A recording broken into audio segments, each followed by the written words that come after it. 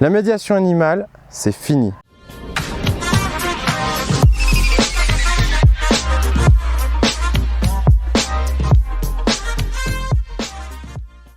La relation humain-animal est presque aussi vieille que l'humanité elle-même. On trouve des traces de pratiques s'apparentant à la médiation animale ou la zoothérapie dès le 9e siècle dans un programme thérapeutique mené en Belgique avec pour objectif le développement de la confiance de personnes malades. La médiation animale se développe beaucoup en France. Aujourd'hui, c'est un métier sexy, attractif, bien qu'encore faiblement connu. Chaque année, des dizaines de nouvelles professionnelles font leur début.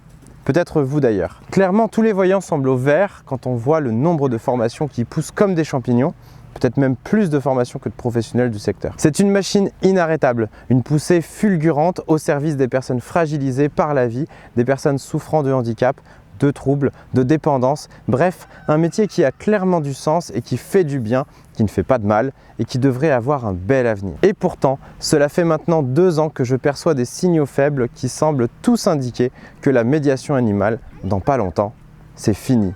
Et je vais vous le prouver. Si les sujets de relations humain-animal vous intéressent, alors n'oubliez pas de vous abonner à la chaîne et d'activer la cloche des notifications parce que vous découvrirez beaucoup de choses toutes les semaines. Et restez bien jusqu'à la fin de cette vidéo car j'aurai le plaisir de vous offrir une formation gratuitement. Le malentendu qui nous fait tourner en rond. Il y a un problème qui colle à la peau de la médiation animale, c'est sa classification. En fait, on ne sait pas trop ce que c'est la médiation animale. Est-ce que c'est un métier médico-social ou thérapeutique ? On parle d'ailleurs de zoothérapeute. Ça crée un risque de confusion. Est-ce que c'est une pratique médicale? Est-ce que c'est un métier de blouse blanche? Est-ce que c'est réservé à des personnels soignants, à des psychologues ou à des psychothérapeutes? On pense également à un métier qui peut être social, un métier médiateur avec des risques de quiproquo. Par exemple, est-ce que c'est l'animal qui est médiateur? Est-ce que c'est l'intervenant, le professionnel qui est médiateur? Et puis, il y a une incertitude sur la notion d'animation. Est-ce que c'est un métier d'animation, d'animateur ou d'animatrice? Souvent, ce qu'on découvre, c'est que les personnes qui font de la médiation animale sont assez mal à l'aise avec les termes d'animation, car c'est souvent vécu comme quelque chose de dévalorisant. On pense à un animateur et on va faire l'association avec un clown, avec un comédien, alors qu'animateur, c'est un métier tout aussi noble que la médiation animale. Je vous partage par exemple un article que j'avais écrit il y a quelques années sur le site Wamiz, un site spécialisé dans le monde des animaux domestiques, et j'avais justement utilisé le terme d'animateur pour parler de la médiation animale. Je vous explique vraiment pas le paquet de commentaires négatifs que j'ai pu recevoir de personnes qui ne se retrouvaient pas derrière cette appellation et qui dénigraient le terme d'animateur. Je m'étais vraiment fait incendier sur les réseaux sociaux et peut-être qu'en regardant cette vidéo, vous allez avoir envie de faire la même chose aujourd'hui. Mais attendez la fin de cette vidéo s'il vous plaît. Le problème, c'est qu'à moins d'un miracle, il n'y aura jamais d'accord sur le sujet. Donc la question reste floue pour beaucoup de monde, y compris pour les clients, y compris pour les professionnels eux-mêmes, y compris pour les centres de formation. Et ça, c'est pas bon. D'autant plus que les projets évoluent et vont se complexifier avec le temps. Il n'y a pas une, mais plusieurs trajectoires. Et ça ne facilite pas la compréhension du métier. La complexification des projets. Ce qu'on remarque de plus en plus, c'est qu'on assiste à une fin des projets monocompétences. Par exemple, vous allez avoir des professionnels qui vont associer la médiation animale et l'éducation au respect de l'animal. Vous allez avoir quelqu'un qui propose à la fois de la prévention morsure avec la médiation animale ou de l'éducation spécialisée. En vrai, l'appellation de médiation animale, elle conviendrait parfaitement à tous ces types de projets et à toutes ces spécialisations. Mais dans l'imaginaire, eh bien, c'est reconnu comme un métier de soins, un métier de relation d'aide. Donc on a besoin de clarifier. Dans les faits aussi, les formations de médiation animale sont très orientées médico-sociales parce que la pédagogie c'est considéré comme autre chose, l'éducation c'est considéré comme autre chose. Ce sont des métiers qui sont différents et même cloisonnés. Alors moi je le vois bien que les gens font naturellement des ponts entre les différentes postures. Du coup, on exclut des personnes qui sont en reconversion totale parce qu'il faut une expérience de blouse blanche. Résultat, vous avez des cartes de visite à rallonge, vous avez des métiers qui deviennent illisibles, vous avez des difficultés à vous définir vous-même et à vous présenter. Et le secteur médico-social, il a bien compris cette multiplicité des profils et des projets. Parce que désormais, chaque établissement est tenté de créer sa propre équipe, ses propres ressources, sa propre ferme pédagogique par exemple. l'internalisation de la médiation animale. De plus en plus de structures du médico-social comprennent les bienfaits de la médiation animale.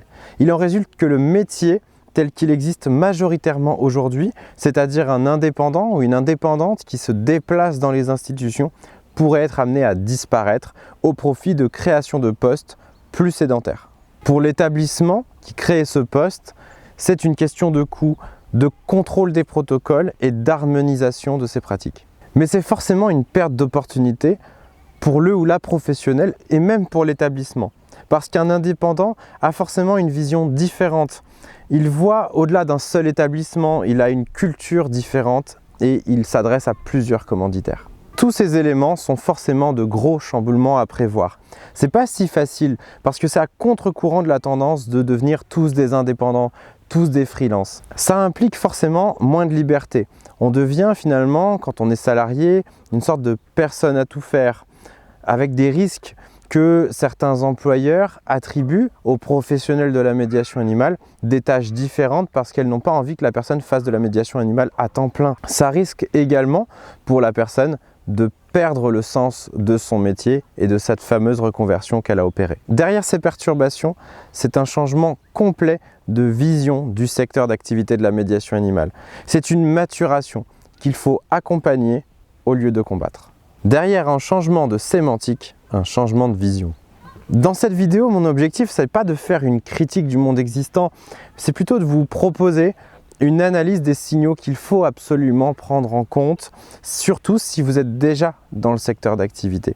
Mon objectif, c'est de vous aider à anticiper des changements parce que c'est une qualité essentielle chez n'importe quel entrepreneur et que les nier, eh bien, ce serait très risqué. Je comprends que ce ne soit pas facile à comprendre et à intégrer. Chez les entrepreneurs animaliers, on est encore en phase de transition vers une nouvelle approche qui tient compte finalement de plusieurs postures, d'un socle de postures, la relation d'aide, dont on a déjà parlé, mais aussi la pédagogie et l'éducation. Et ces socles de connaissances vont être associés à d'autres connaissances complémentaires qui sont quand même fondamentales pour notre métier.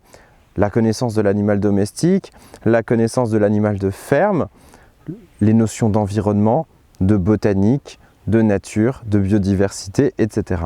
Et tout ça, chez nous, ça va s'appeler de la facilitation.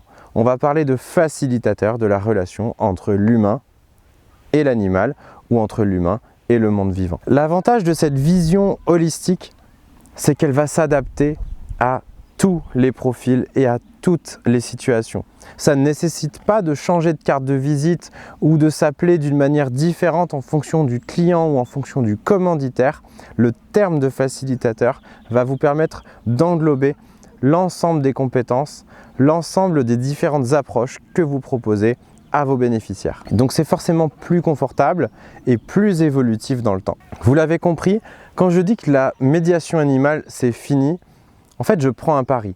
Le pari que toutes les personnes qui sont professionnelles du monde de la médiation animale petit à petit deviennent des facilitateurs et des facilitatrices, avec forcément des orientations différentes. Mais ça laissera plus de place à ceux qui viennent du monde animal, à ceux qui viennent du monde de l'environnement, de la pédagogie, de l'éducation.